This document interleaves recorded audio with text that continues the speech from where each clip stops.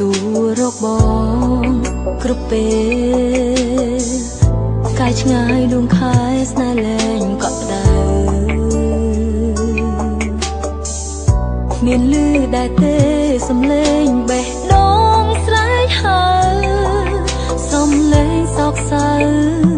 លែងពីរូជីវិតស្នេហ៍ពិតគឺមានតែម្ដងម្នាក់នោះគឺបងគ្មានអ្នកជំនួសបេះដូងអូនលោតរំលឹករឿងកូនឡងហូរនឹកឃើញតែឈ្មោះម្ចាស់ស្នេហ៍ពិតនៅតែជាក្មេងល្ងងរបស់បងនៅតែចាំចងរឿងអតីតស្រឡាញ់បងតែម្នាក់ក្នុងជីវិតទោះឆ្ងាយឬចិត្តមិនប្រែនៅតែជាក្មេងល្ងង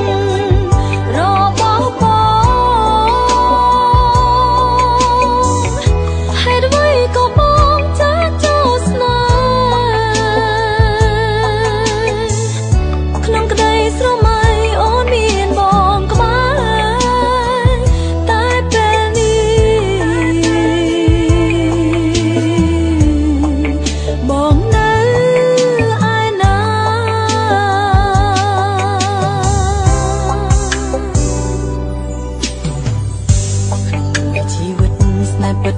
គឺមានតែម្ដងម្នាក់នោះគឺបងគ្មានអ្នកជំនួសបេះដូងអូនលោតរំលឹករឿងកូនឡងហូរនឹកឃើញតែឈ្មោះម្ចាស់ស្នេហ៍ពិត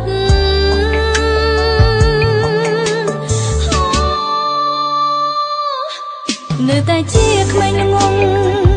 របស់បងនៅតែចាំចងរឿងអតីត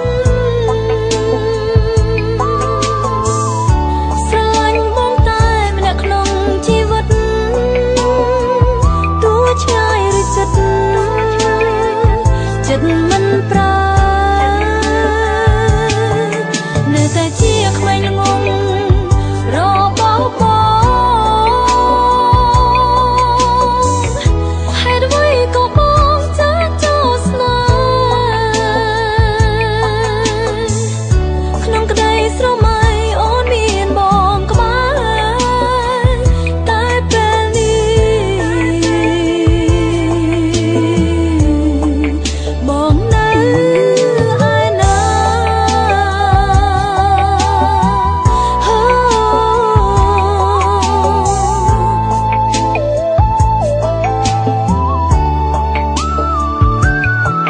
នៅតែ